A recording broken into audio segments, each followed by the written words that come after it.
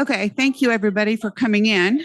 I am very excited to introduce our speaker, but we're going to see how talented I am one-handed with the mic and then holding the notes that I wrote. So I'm finding out that I'm not incredibly talented one-handed. But anyway, I am excited to introduce Dr. Anjali Forber-Pratt, as you see on the screen.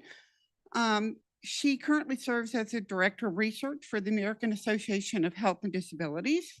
When I met her, however, she was serving as the director of the National Institute on Disability Independent Living and Rehabilitation Research and deputy administrator for research within the Administration for Community Living in the Department of Health and Human Services. Specifically, I met her at the American Academy of Cerebral Palsy and Developmental Medicine, where she was serving where she had received the Duncan Wyeth Award, and make sure I say it correctly, and was the presidential guest lecturer. That is just one of her many honors, if you had a chance to look at her CV. But what I was so impressed by with her lecture was I immediately recognized her passion for her science, and that just drew me to her. Broadly speaking, her science has focused on identity and disabilities and individuals with disabilities. But if you had a chance to look at her CV, it has focused on education, she's done some COVID-19 work, a broad array of areas in science. When I think her dissertation title was Dream, Drive, and Do, Becoming Someone Like Me. And that was recognized as the American Educational Research Disability Studies as an Outstanding Dissertation Award, which was another honor that she received. She completed her academic work at the University of Illinois, and some people have already found some overlap. I know several people in the audience with that. She went on to faculty positions at the University of Kansas and Vanderbilt University before her government work. And as I said, she has numerous honors. She is a fellow of the American Psychological Association. She is a recipient of the Harold Uecker Award for Research Excellence for Best Paper Published in Rehabilitation Psychology in 2019. She has received the American Psychological Association Citizen Psychologist Award for Advancing Disabilities, a Human Rights and Social Justice Award. She's been recognized by the United Nations Women's Global Innovation Coalition for Change, and she was recognized by Stumptuous as one of the most interesting women in the world. Now that's all about her science, or that's what I took from her CV, but I'm going to go on. She has another area that I found out last night she's a little bit modest and humble about. And that's in her sports arena. And so she has worked with the United States Paralympic Committee, but with the United States Olympic Committee, she's been recognized as a mentor award. And the Boston Celtics actually titled her as a hero among us in 2008. But what she's humble about is her actual participation in the Paralympic Games, and where she has not only participated, but had several medals. So in 2000 in Beijing, I don't have the year, so sorry, I missed putting down the year. She was a bronze medalist in the 400 meter. And also in 2011, I guess she was a bronze medalist and American record holder for the 4 times 100 relay. If I got that wrong, please correct me. I'm not like these people. I do not do this routinely, so I probably am getting it wrong. She's also has won a gold medalist in the World Championship record holder for the 200 meter, and a silver medalist as well. So she is quite accomplished in the sports arena. I don't know how many Olympic speakers we've had, but I dare say she's our first Paralympic speaker at I'm pretty sure of that one. But she's also finished 4th place in the Boston Marathon. So I am just excited for you all to hear her talk about her science and her work. And thank you all. And I look forward to hearing from you. Thank you so much, Stephanie. I really appreciate it. Well, good morning, everyone. I'm so honored to be here and to get the opportunity to share a little bit more of my story with you. And thank you to the Fralin Biomedical Institute for having me and for recognizing me as a pioneer for some of the wonderful things that were just shared about. Today, I'm going to be talking about disability identity, inclusivity, and representation in research. Today, I am wearing a blue shirt with silver markings and a black jacket and black pants, and I'm sitting in a manual wheelchair. And this is my service dog, Cabo, who's probably going to sleep the whole time, but she likes to be introduced. A brief note about providing a self-description. This is one way that we signal inclusivity and demonstrate the promotion of greater access for all. For individuals who are blind or low vision, there's often important visual cues that you might miss out on. And so in a large group such as this, I might not be aware of everybody's disability status, but yet we know with 67 million Americans who self-identify as having a disability, which is 1 in 4, we must assume that somebody in this room might also have that as an access need. So rather than expecting that individual to have to request that accommodation, that's one of the reasons why we provide that type of self-description up front, to demonstrate that inclusivity and proactively.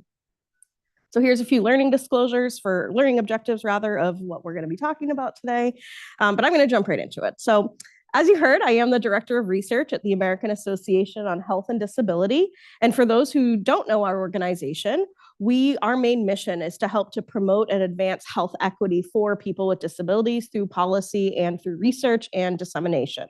I joined AAHD in July of this year after serving in the federal government as the director of the National Institute on Disability, Independent Living and Rehabilitation Research, also known as NIDLR. The federal government loves its acronyms, where we did a lot of things, including being the premier funder of disability-related research for the federal government, including the model systems, which some of you may be a little bit more familiar with, which are excellence in clinical care and research in the areas of spinal cord injury, traumatic brain injury, and burn injury. And one of my favorite quotes in the whole wide world is from the late Judy Heumann. And Judy Heumann was a powerhouse, and she was a personal friend and mentor of mine. And Judy said, "I want to see feisty disabled people change the world." And what better advice is there than that? Especially for those of us who are in the biomedical field, the fields of rehabilitation, public health fields. I think so much about her legacy and this particular quote in my particular role as I'm working to help to transform society to be more inclusive and accepting for all. And I'm working hard to ensure that the research enterprise itself is more inclusive for people with disabilities throughout all of its processes. And this is no easy task. But for far too long, the world of public health research and biomedical research has been dominated by predominantly white, cisgendered, non-disabled male voices and researchers. And even beyond the focus of that research world, in the much broader, clinical world and so forth, we see those same sort of influences in clinical programs and policies and healthcare systems, which have been built based on the majority, not on the minority. And it takes leaders like all of us in this room to really challenge that status quo. So in the vein of challenging that status quo, these are, I think, some of the important things is being transparent about our identities. So these are some of my identities that I wear proudly. So you heard about some of them in the wonderful introduction, being a Paralympic medalist. I'm also an Indian adoptee, disabled woman of color, researcher, activist, and so forth. And honestly, nothing about my disability journey has been simple. I often say that I'm very proudly one of the most complicated cases that many medical students, trainees, and even seasoned doctors learn from and learn with. My story is different than a lot of traditional stories that you might be more familiar with from other typical, if there is such a thing, wheelchair users in a variety of ways. So first of all, I'm the only one in my immediate family who grew up receiving regular medical care because my parents are Christian Scientists.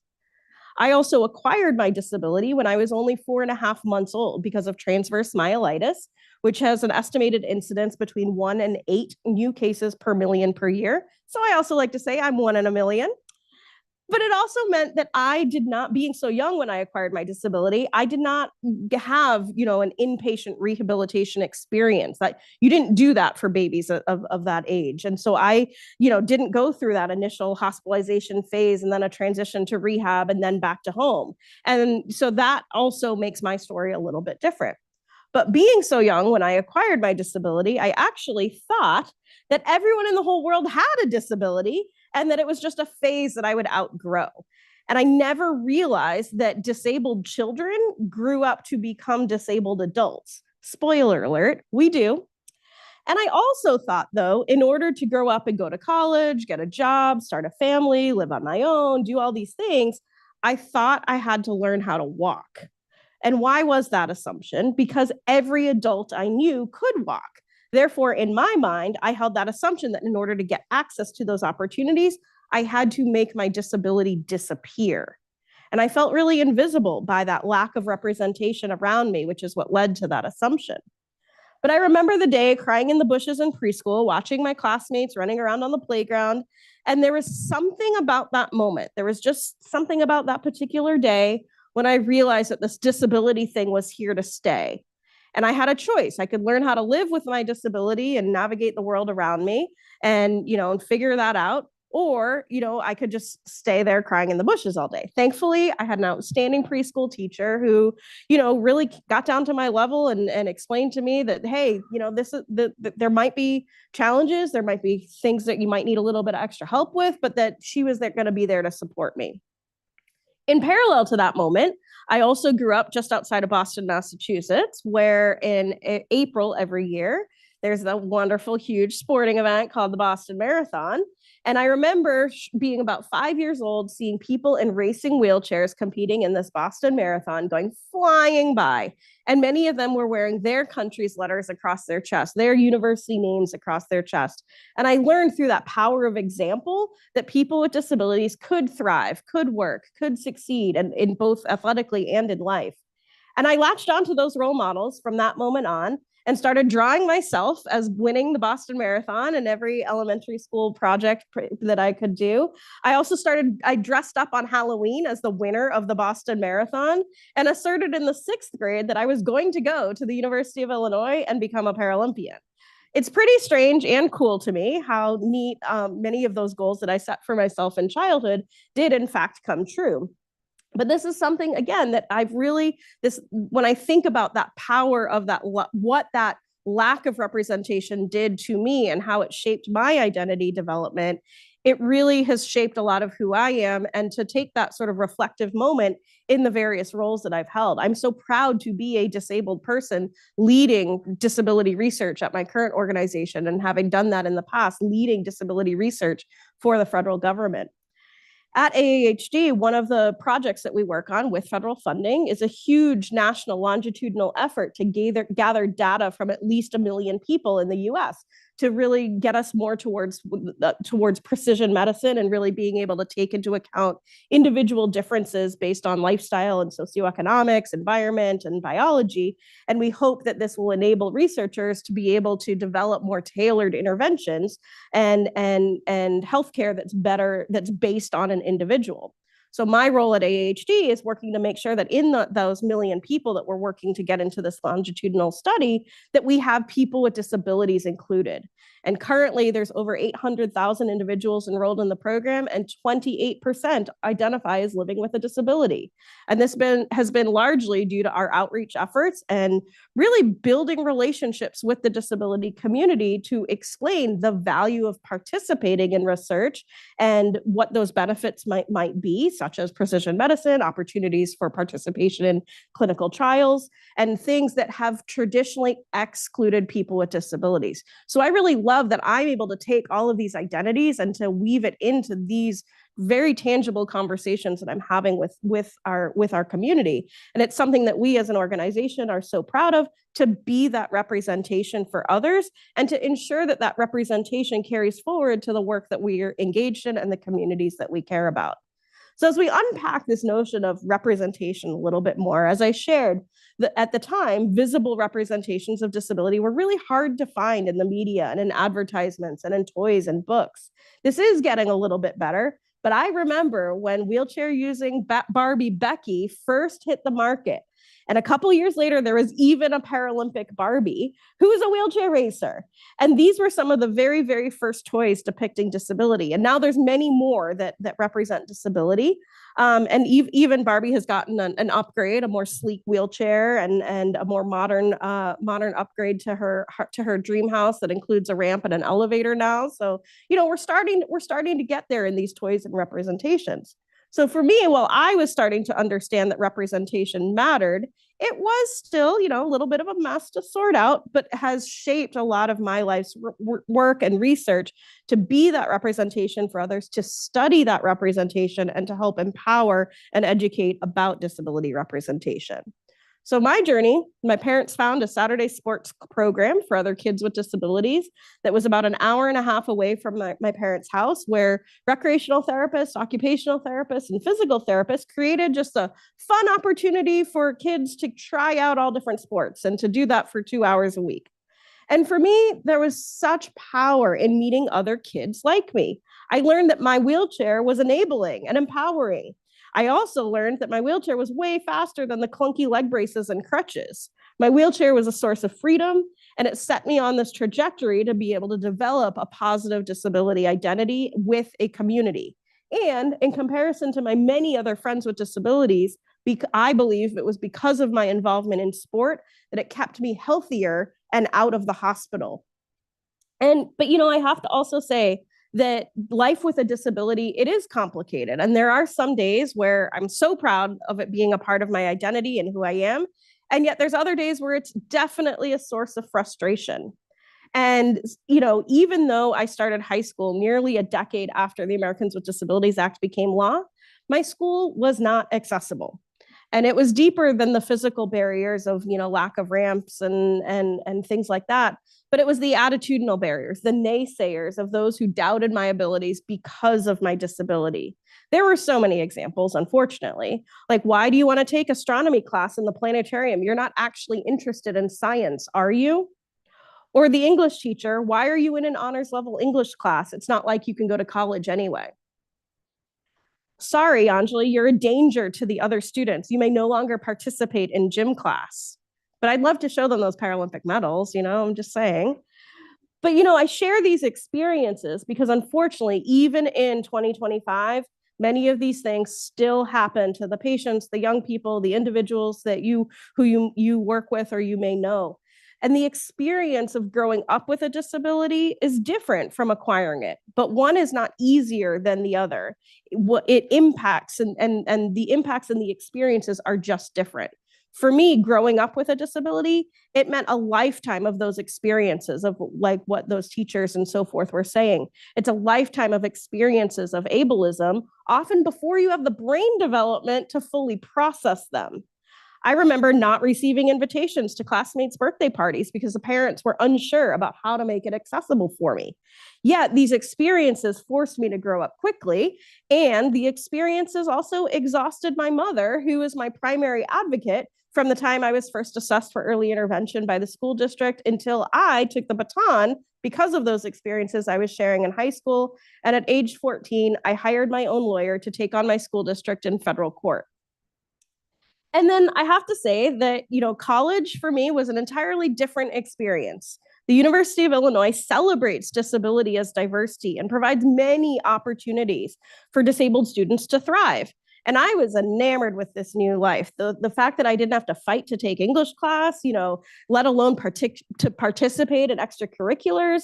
And I loved it so much that I stayed for 3 degrees and I was like president of like at least 9 different organizations at one point in time at the same time, which I don't recommend that for the students in the room. But it was through that experience that, again, my research program then was able to really thrive and really start to gain its roots, being able to focus on this identity development and exploring how a disability identity and making meaning around these disability experiences comes about. And we'll come back to that in a moment. But in high school, with such a focus on my lawsuit, along with various injuries, I had almost given up on that childhood dream of Paralympic success. But being in such an inclusive and accessible university and being in an environment where I was supported and supported to thrive, it led to my making my first national team in 2007.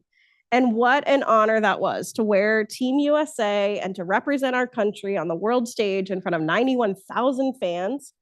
Not all kids with disabilities were fortunate enough to even know that the Paralympics exist. Again, this is getting better, but I was very lucky that I did. And the reason why I knew was because my Canadian grandmother would mail VHS tapes to my house of the Paralympic coverage that was on the TVs all over Canada. But, for many, they discover the Paralympic movement much later in life, not necessarily as a child. And there's also layers with that in terms of struggles to access adaptive sport or recreation services. It's not the same as just joining your local Little League club or staying after school to participate in sports. There's a lot of differences here. But I also wouldn't be a good researcher without weaving in a few other facts, which these are really important as we think about disability as an aspect of diversity, which is the power of community connection and how an individual accesses sport. But we also know people with disabilities who are involved in adapted sport and recreation are more likely to feel empowered by their communities, more likely to hold a steady job. I love this particular study from Dr. Blauette because she really was able to show that persistence of the trajectory of individuals with disabilities who participate in sport versus those who don't, and really combating the unemployment statistics that face individuals with disabilities. And as I said, having less secondary health complications or hospitalizations and having a stronger disability identity. And while this may seem basic, and I know that I've jumped deep into some of the aspects of my story, I do think it's important to take a little bit of a step back of just framing what is disability. And so this is a definition from the Americans with Disabilities Act, Amendments Act, which states that a person with a disability is defined as who has a physical or mental impairment which substantially limits one or more major life activities, has a record of such impairment, or is regarded as having such an impairment. A lot of people don't realize what's on this next slide, which is that this definition of disability was updated in 2008 to provide a whole lot of clarity, which preserves the standard listing, which was on the previous slides, but adds a really important and. The and that was added here was also the operation of major bodily functions to the definition of what we mean by major life activities. So this includes functions of your immune system, of your organs, of cell growth, of bowel and bladder, neurological, brain and respiratory systems, cardiovascular systems. The operation of major bodily function includes all of these different pieces, and also provided this clarity that disability includes any impairment that is episodic or in remission. So I like to think of this as what all of this means is on your worst day, what limits do you have or what life activities are impacted? The other thing that was clarified in this 2008 update is that if an individual uses what's called mitigating measures or things that lessen the effects of that impairment, like myself using a wheelchair, it minimizes the effects of my disability, but I am still disabled under the law. A person who has cochlear implants, which may help to mitigate the effects of their hearing loss, they are still disabled. A person who uses an insulin pump still has diabetes and is still disabled. And so this was a really, really important update that, again, most people are not as aware of that really fine-tuned clarity that came from this update. Yeah, sure. As I'm reading through this quickly, and I may have missed it, I don't see something related to what I would call a chronic pain condition, for example. Would that fall under, because it could be limiting, or is that particularly purposely excluded from? So it could be if that chronic pain impacts your major life activities. So eating, sleeping, which I would make the argument that absolutely, so long as it is affecting more than one of those major life activities, then yes, it would be considered a disability under this. Yep. And great question. Another way of thinking and talking about disability are models of disability. So these are common frameworks, and they also tell some important history too. And we learn a lot from these models, and each one has value and importance. And so these are just a few. These are not all. This is absolutely not exhaustive, but I also want to give a shout out to Dr. Erin Andrews, who has shared and allowed me to use this slide in presentations. So with the medical model of disability, the perception is that disabled individuals buy the non-disabled majority. So meaning the voices and opinions of people with disabilities are often not included, and they get minimized because of the dominant cultural viewpoints. And so this mindset is still very prevalent in educational processes, systems, and is deeply embedded in medical education training. And I do think it's important to point out that the first two prongs of that definition of disability from the Americans with Disabilities Act follows a medical model of disability because of the focus on diagnosis, impairment, and severity criteria, such as requiring a substantial limitation to a major life activity. The regarded as part of the definition is arguably a little bit different and starts to touch on some of these other models, because the focus is more on the discrimination and the adverse treatment because of that difference. And so that aligns more with newer models of disability, such as the social model of disability and the diversity ones that are up here on this particular slide. The diversity and human rights model recognizes that the inaccessible and often oppressive environments that surround people with impairments, but also views people with disabilities as being fundamental rights holders. And so this perspective recognizes that, hey, there's a lot of variability in human variation and in terms of our unique identities and the value that brings as part of individuals' identities. And so this particular model celebrates the experience of disability and expands on this enablement concept and embracing disability identity and this notion of disability pride. And in this way, disability then is not viewed from a deficit-based perspective, but it's viewed as an aspect of uniqueness and contributes to society's overall richness. And then the last model that's on this particular slide is the disability justice model, which is more specific to multiply marginalized disabled communities. And this was first introduced by members of the groups called Sins Invalid, which is a group of disabled queer activists of color. And this framework, it really examines the intersection of ableism as it relates to other forms of oppression. So, for example, the experience of racism interacting with ableism and how those two different oppressive structures and systematic effects come together. And so this brings me then to the next term that I wanted to talk a little bit about, which is ableism. So anti-ableism are strategies and practices that challenge and counter ableism itself. Ableism, meaning what we mean is around inequalities or prejudices and discrimination that occur because of disability.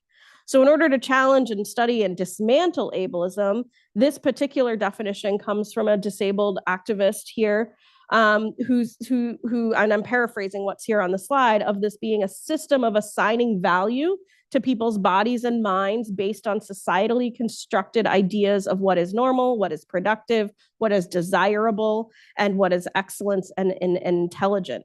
And these constructed ideas have very deep and complicated roots. Said differently, ableism to me is also the beliefs and practices and policies that tolerate and promote unequal treatment of people based on actual or presumed disabilities.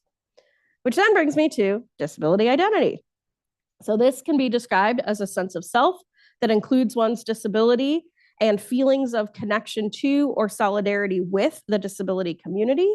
And having a strong disability identity is believed to help to combat those experiences of ableism, the experiences like I was sharing with those teachers that I encountered. And disability identity helps to shape the way that we see ourselves, our bodies, how we interact with our world. And it's not just about navigating those physical components, but the social environmental influences as well as you're navigating. And it's both of these, the physical aspects and the social aspects, that come together to form a person's disability identity, which we also must consider in relation to other intersectional identities, such as LGBTQ status, racial identities, cultural identities, and so forth. And we have to study it as its own independent category of identity as well. So it's sort of a both and. We need this. And so I really wanted to be able to better understand the experience of disability and how we develop this thing called disability identity. How could we tailor our interventions to better support disabled people? How do you know when a person is struggling with their disability identity? Is there a difference between being born with a disability like cerebral palsy or acquiring your disability later in life because of a motor vehicle accident? Is disability identity an antidote to ableism? And if so, how do we foster and nurture that and grow that? What makes it so that a person has a stronger disability identity versus another? These are some of the many research questions that I wanted to really be able to answer through my work. And over the last decade, we've learned a lot, and that many of those questions that I just asked, we still don't have answers to. But good thing that I can continue to research them and find those answers, right? But what we do know is, so we started off with a systematic literature review, and we learned that, lo and behold, disability identity is understudied in comparison to other social identities, and that most of the literature focuses on adults, not pediatric populations. And I was really dismayed that, first of all, there were only 41 empirical studies. There was a lot of studies, and a caveat on this, there was a lot of studies about disability identity that didn't include data from people with disabilities. And that felt really problematic to us. So this was a really key inclusion criteria for our review. And of those 41 studies, I was very dismayed that only 9 of those studies had a sample size of more than 100 participants. And remember, there's 67 million Americans with disabilities in the United States. So, I was a little thrown off by that. So then we conducted a series of studies to, again, start to build this evidence base to develop a framework on what disability identity was really about. It ended up being an accidental goal of developing and validating a measure on disability identity development, because in order to answer those questions that I was throwing out to you earlier, you in fact need a measurement tool to do that. And I am not a psychometrician by any stretch of the imagination, but know a lot of psychometricians, so made friends with them and had them join our research team. So thank goodness for that.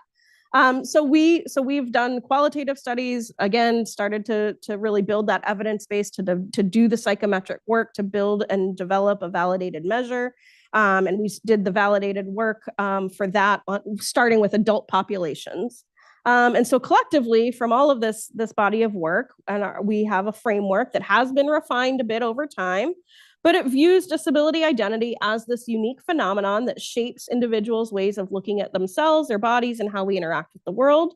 And that there's these developmental statuses, our internal beliefs about disability of the disability community, anger and frustration with disability experiences, adoption of core community values, and contribution to the disability community. Really importantly, these are not stages, so this is not a linear model, which also means it's messy and it's hard to study and all of that. But I think that this really has resonated with many individuals across the community. I'm not going to go into all of the details of each of these different statuses, but I do think a couple of things that I want to point out, which is the anger and frustration with disability experiences. This was such an important find. And these items were statistically significant in our later work when it came to validating the measure. And I think that this is really important because we often think of disability identity as only being a positive thing. But these negative experiences, the frustrations and the hardships, like what I shared from some of my story, they matter. And they influence how an individual is making meaning of that disability identity. And so, with this framework in mind, we did, as I said, develop and validate a measure. This is a 35-item measure that is available for free. And I really wanted to make sure that it was able to be out there so that others can start to answer and ask these types of questions. And this scale yields a total score, and it does reflect a person's disability identity at that particular point in time that captures both their internal and external dimensions of how you're thinking about disability. And so the score provides, a helpful guiding point of where somebody is at in terms of acknowledging their disability identity. And we're now going back and reanalyzing data, and these analyses are still underway. But one of the exciting things that we're finding is that if you were born with a disability or had acquired your disability for 10 years or more, you perform the same in terms of your disability identity. That seems like that would be logical, but this is the first time to really show that empirically. So we're really excited about that particular finding.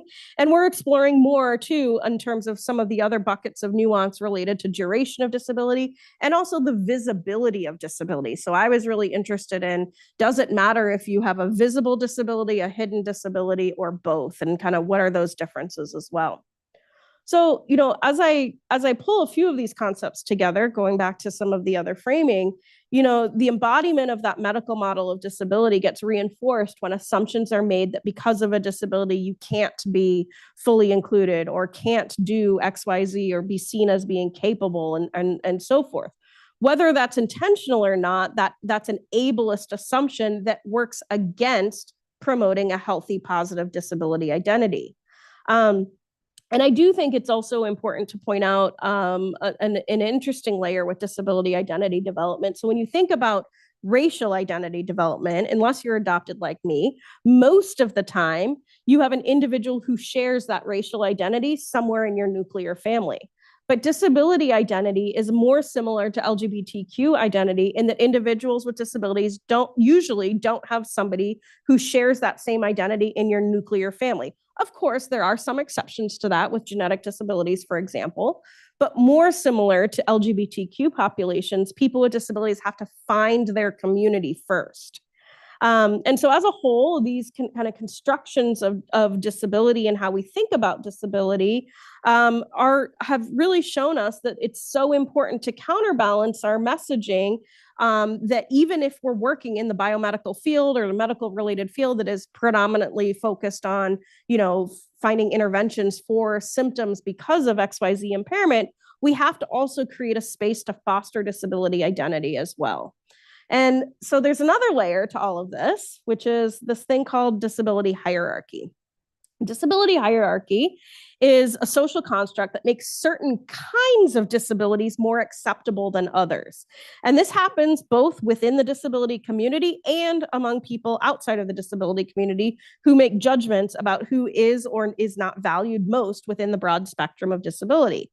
At the top of this hierarchy, you do see physical disability with a notable exception of those with facial abnormalities, and then followed by chronic illness with also a notable exception of those living with HIV and AIDS, followed by learning disabilities, sensory disabilities, cognitive, neurodevelopmental, intellectual, and psychiatric disabilities. The ones towards the bottom of this pyramid are the most highly stigmatized, again, both within the disability community itself, as well as by society as a whole. And so this is the evidence base that really shows this hierarchy, unfortunately, in action.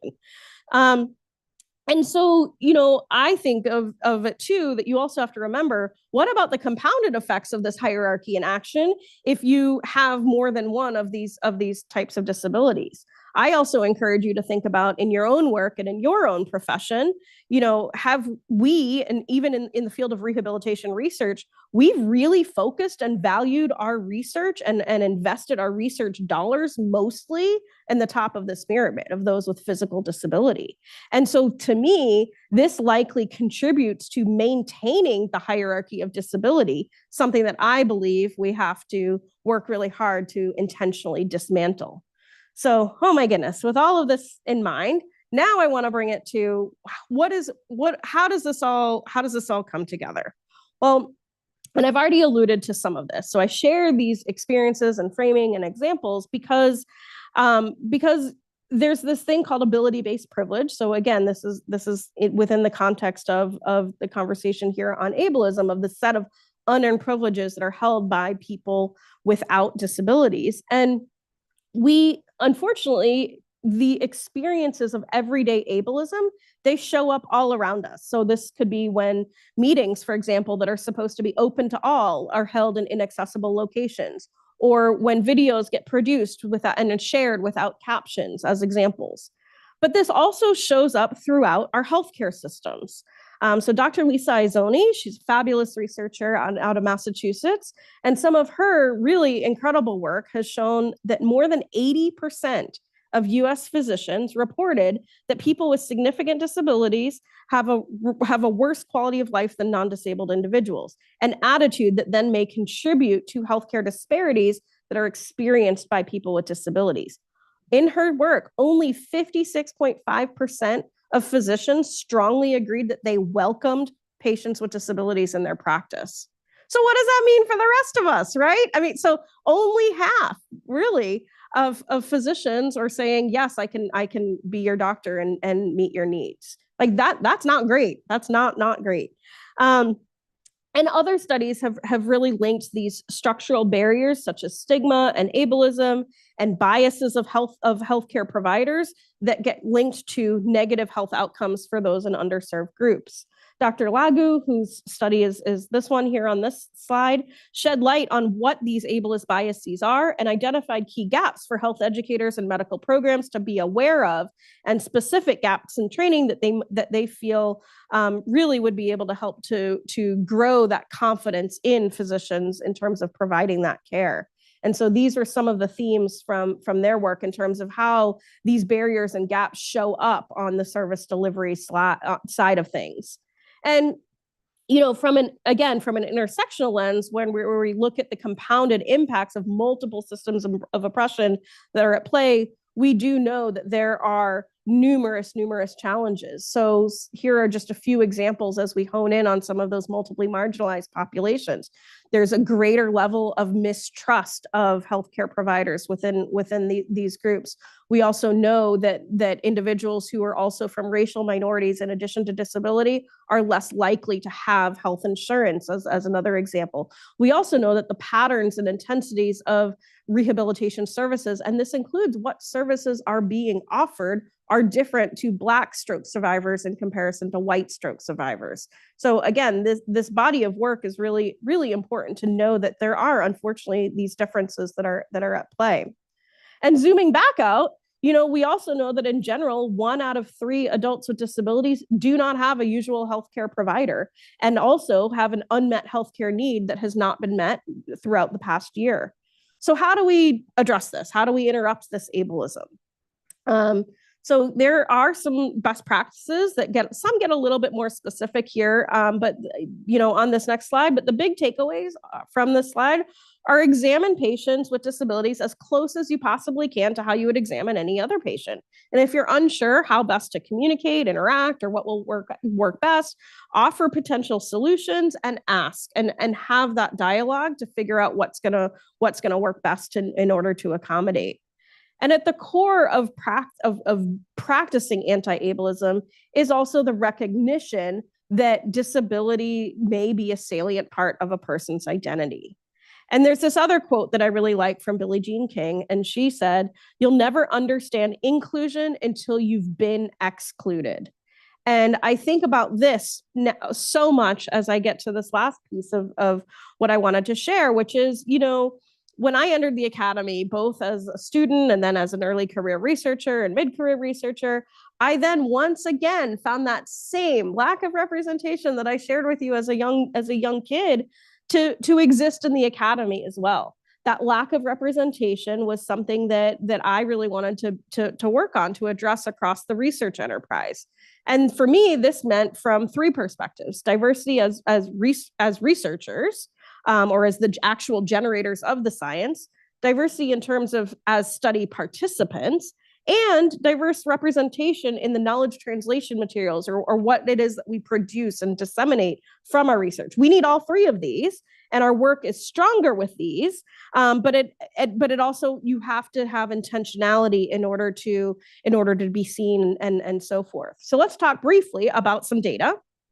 But I also want to mark this moment in time when these data that are on these next couple slides are quite honestly disappearing. And support for underrepresented minorities in research is also disappearing in very real time. And it's going to make these types of analyses and these types of data that are shared very challenging to look at in the years to come because of this disruption and deletion of data. So make no mistake, disability is very much under attack right now. But disability, it's cross-cultural. It affects all individuals across races, with certain races more so than others. This data is from the National Science Foundation about the STEM workforce. From 2011 to 2021, we've made some slight improvements in terms of gender and racial gaps, which are some of the other colors here. The little teeny tiny light blue coloring in that far right part of this image shows that only 3% of the STEM workforce identifies with one or more disability, and this has been unchanged for that entire time period. And this is totally worrisome, you know, to get us to this.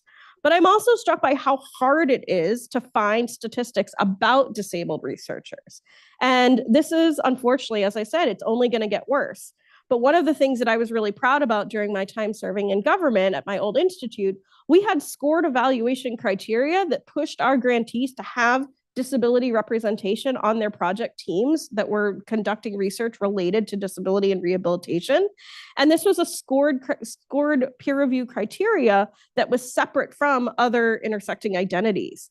And you know, when I think about, you know, the importance of that, it's really to try to combat these terrible statistics that we see here, which is this huge decrease of disability representation in the scientific workforce, and that decrease throughout your career path. So we might be having 19% of undergraduate students who identify as disability, but look, only 8% of university presidents and provosts and those making some of these research decisions and support for research institutes like here, you know, we have to really be providing greater support. Even if we're getting folks with disabilities into the door, we're not keeping them or helping them to succeed and grow in their careers. And then there is another report that's alluded to here, the advisory committee to the director of the National Institutes of Health report. And this was an analysis of all NIH grants. And in that report, less than 2% of principal investigators funded by NIH reported as having a disability. And quite honestly, we don't have other comparable data across other federal agencies because the question isn't even asked. So that's the real risk here in terms of where we go and why this is important. But these numbers are really discouraging considering there's 67 million Americans who are disabled. So how can we do better? We have to deepen our disability inclusion expectations, foster discussions about disability identity, and create inclusive spaces and so forth for research and in our clinical spaces as well. So going back to the data, if we're collecting demographic data in general, are we remembering to ask the disability demographic questions as well? And this means, you know, we have to be able to, you know, to intentionally include that data in order to hopefully be able to see these changes and shifts over time. But we know that all of those examples that I shared in terms of the impacts of ableism and society's lack of expectations for people with disabilities have led to those discrepancies in those numbers. The other types of barriers, you know, that we experience, you know, it can be the physical barriers, the systemic barriers, attitudes, the economic barriers. So the economic barriers are very real. And this is something called the disability tax. And so the fact that these that for individuals with disabilities who have very high levels of support needs, that there's a actual economic impact on us. It costs more to exist. It costs more to personally fund the accommodations that I might need in order to complete X, Y, or Z tasks because it's not being met through other service provision opportunities, through the normal accommodations process, and so forth. And so these barriers get compounded for people with disabilities who are also from one or more underserved communities. And so this is that interaction of ableism and racism, for example, really coming together. And you know, we see the impacts of those financial disparities that just get compounded. As another tangible example, it costs more to rent apartments that are accessible because often they have to be newer construction. So just like that's a really simple, tangible example there. And, you know, when we think about what this all means and so forth, Kimberly Crenshaw, you know, wonderful leader in the space of intersectionality, this work really acknowledges the complexities in social construction of identities and lived experiences. And really, we can't be afraid to name these systematic barriers and what they are. What are the systematic barriers that you might have faced, that your peers face, that your students face, that those in your research lab face? And how can we come together to work together to dismantle them? And even if you don't identify as being disabled or from an underrepresented community, you can be an ally. And so there's a mantra in the disability community of nothing about us without us. And we want folks to really be able to say, hey, representation or inclusion of disability, we don't want to be just a checkbox or an afterthought. Too often that is the case for disability. And so we need to have these conversations, share tips with one another, and that we're all seen then as being part of the solution. We need non-disabled and disabled individuals to commit to the future of our field in order to change those numbers that I shared, and that research then must include all of us. The disability and chronic illness community is so diverse and rich and beautiful, and oftentimes research takes place only specific to one specific type of disability or something. And while sometimes there might be really value and importance to look at something that uniquely affects that subpopulation, we also have to consider the broader disability population as well. And so, what does this mean as you look within your own organization, department, district, college, university? Are people with disabilities represented on the teams? And again, that power of representation. Looking at events that you're participating in, your professional homes and conferences, looking at the program. Are conversations related to disability also being encouraged and happening? And this is where, again, you all have the ability to be allies and to help to grow these important conversations for us all. And this is an opportunity to demonstrate allyship and show up in particular ways. So this comes from an article that I wrote, and I'm not going to go through all of the details. This was primarily aimed for psychologists and rehabilitation professionals. But they're all included in the references. But one of the ones that I am going to point out here is checking our own internal disability related biases. So it goes back to that disability hierarchy in action. And, are we checking ourselves? Are we making sure that we're not, even if it is inadvertent, that we're not inadvertently perpetuating that disability hierarchy? So for example, sometimes we see that physically disabled professionals might distance themselves from those in the work of developmental disabilities, of like, oh yeah, that's not me. And so are we calling ourselves out for those types of actions? And while we are all responsible, we don't all have to be the experts. And that's where the power of collaboration and leveraging connections to others and to other key resources becomes particularly important. And we have to also make sure that we are not tokenizing others. So tokenizing would be putting somebody onto a research team, for example, but not providing them with the supports and guidance in order to succeed. Tokenizing would be having one sole person with lived experience of disability and expecting them to speak on behalf of all.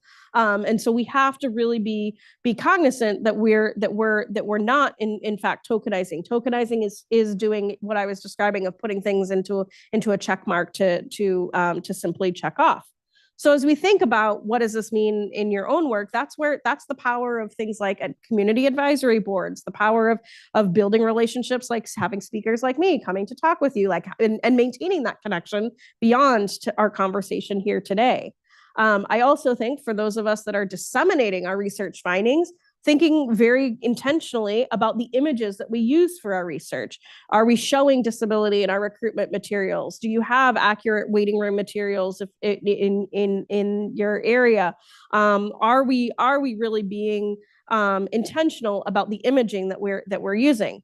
Now, I will also give a caveat that there's a lot of bad stock images that are out there that don't accurately represent disability. So these are a few of my free resources that I strongly encourage. But also it's thinking about the process that you're going through to select those images. I've seen everything from formal approval processes to community consortiums of members with disabilities where individuals weigh in or provide guidance, or things where it's just on an ad hoc basis of like, hey, how does this feel to you? Is there something missing here? Is there something that we're missing from this imaging? So as I begin to wrap up, when I think of what this means to achieve disability inclusivity and representation, It means that we're not an afterthought, that we're seen as being a value added, that we can lead, participate, and engage in research studies without being perceived as a burden or an inconvenience, and that we see ourselves represented in the questions being asked and the identities of people in leadership, that we are that value added. And by supporting disability and disability researchers in this way, it then is helping us to move that needle on those dismal statistics that I was sharing about.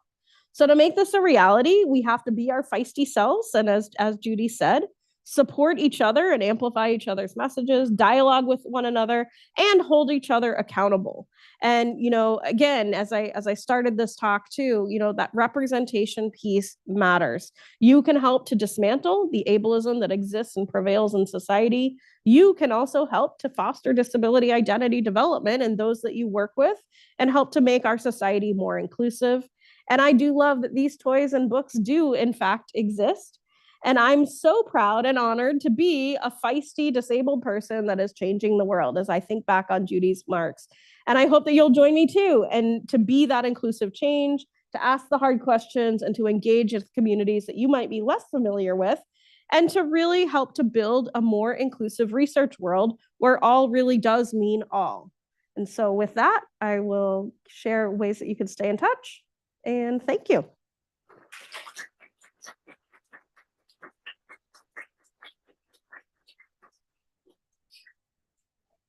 Teammates for question, Mike.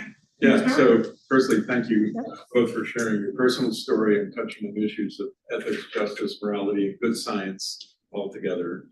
Brings up 1,000 questions, but I'll only ask one. So the question about physicians providing care really struck me, and I got to wondering, do you think, or do you know, is the reason the answer of so high of physicians who didn't, whatever they said was, I'm not the right physician for you, is that based on a genuine feeling that they have not been educated, trained appropriately through medical school residency, et cetera? Or is it implicit in the kind of bias and others, or is it a combination? I personally believe it's a combination of both. And so I feel like if you don't have that training and competency, then of course you feel like you're in over your head and like, how can I meet the needs? And so I think that's part of it. I think there's another part of it too, where is that sort of inherent bias and inherent ableism that's at play. We are actually trying to address the medical education piece, and actually in a couple weeks, I'm participating in a multi-day summit with the I can't remember if they're an academy or an association of graduate medical education, where they're hosting a multi-day summit specifically on how can we better infuse appropriate education around disability competency into the graduate medical education training programs. So very excited that there's been some national movement to really start to address some of these issues. I also, having come from a university where I'm used to, accreditation standards and licensure standards, and I know that there's that hard piece too of how do you fit it into an already very demanding and very rigorous curriculum, and what does that look like, and so forth. My approach to that is it should be infused throughout, so that it shouldn't be sort of the afterthought or the add-on, right? It shouldn't be that. It should be better infused throughout in terms of meeting your patient needs. So that's our hope, is that through the conversation we can really provide some more tangibles. Yeah. So I guess a challenge for the biomedical research enterprise is that biomedical research approaches things as problems to be solved. So you have a threshold issue for people with disabilities of, is my disability a problem solved? Right. Or is this just something that's there that is there? Right. Basically the reality versus the problem. Mm-hmm. Mm-hmm. So how do we think about that? How do you think it's best to not over medicalize or over problemize the issue of disability, but still approach it constructively? Yep. I love that question. And I think that from my perspective, I see I see that that's the importance of having people with disabilities as integral members of research teams to be able to say, okay, so what is the problem that we're trying to solve? It's not potentially, it's not the disability itself that we're trying to solve.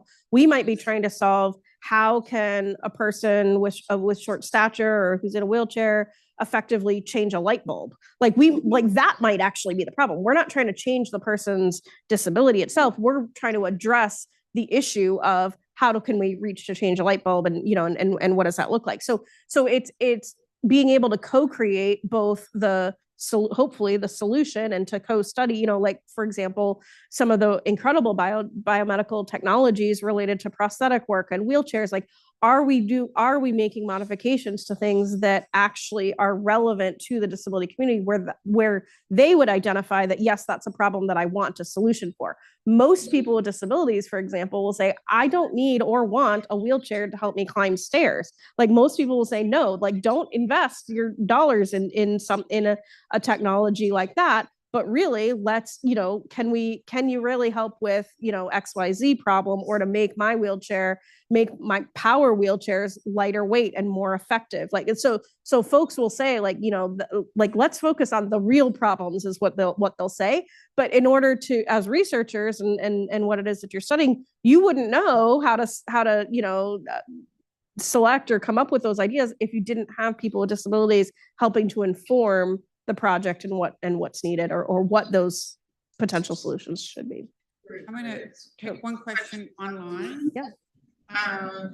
Says how, and this is from Sharon Ramey, says how vigorous is the effort to ensure or require that individuals with disabilities are not excluded from the vast enterprise of clinical trials supported by NIH and other federal agencies and private organizations. That, of course, contributes to the finding that Mike pointed out about 56.5% physicians cannot do the welcome individuals into their practice. So I think she's getting at they're excluded from clinical trials, and I know This Is Us is trying to address that, but can you talk about how do we include people in clinical trials, or how systematic should we be?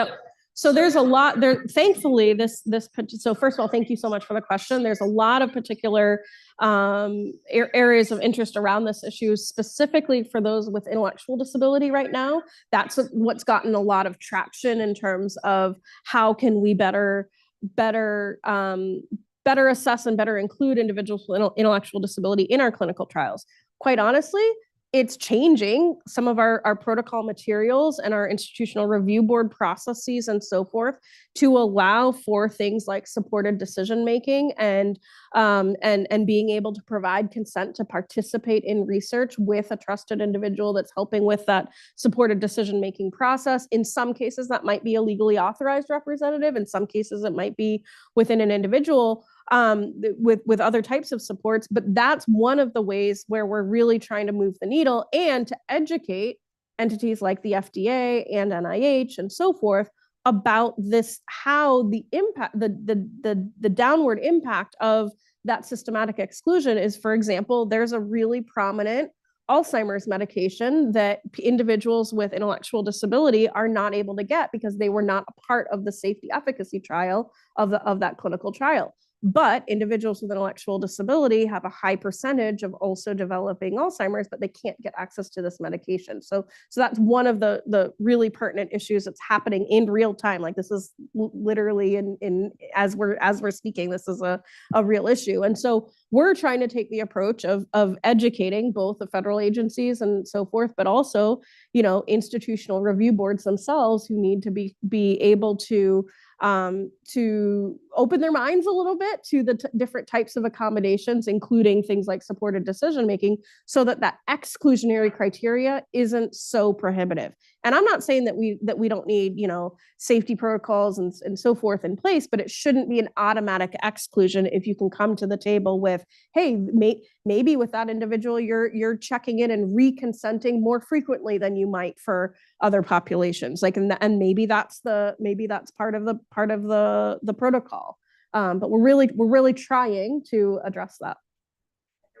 at a time, and there's a couple of questions. I have one burning, but I'll save it for our time. Since you had your hand up, so you go ahead and then I can. Oh, Yeah, go yeah, ahead. so thank you, first off. This is more of like a practical question. We have a lot of people in this room, we research, we present, we give talks and everything. How can we make that process more accessible? The first thing that comes to mind is colorblind friendly figures, but what other steps can Yep. people take? Yeah, that's a great question. So the Microsoft product suite has some really great built-in accessibility checkers now. And so I make it a common practice to like run any presentation that I'm doing through run the accessibility checker. And it's getting it very recently, one of the most recent upgrades, it actually now tells you how to fix the thing. So before it used to just tell you these are the things that were wrong. And you're like, well, great, now what do I do with that information? So that's one very tangible recommendation that I have. Yeah. We're out of time, and I know there's one question. I think if you have a minute afterwards, maybe you can come up. But I'm so thankful for you that you came, and what a wonderful presentation, and wish you welcome calling this to an end. So thank you very much.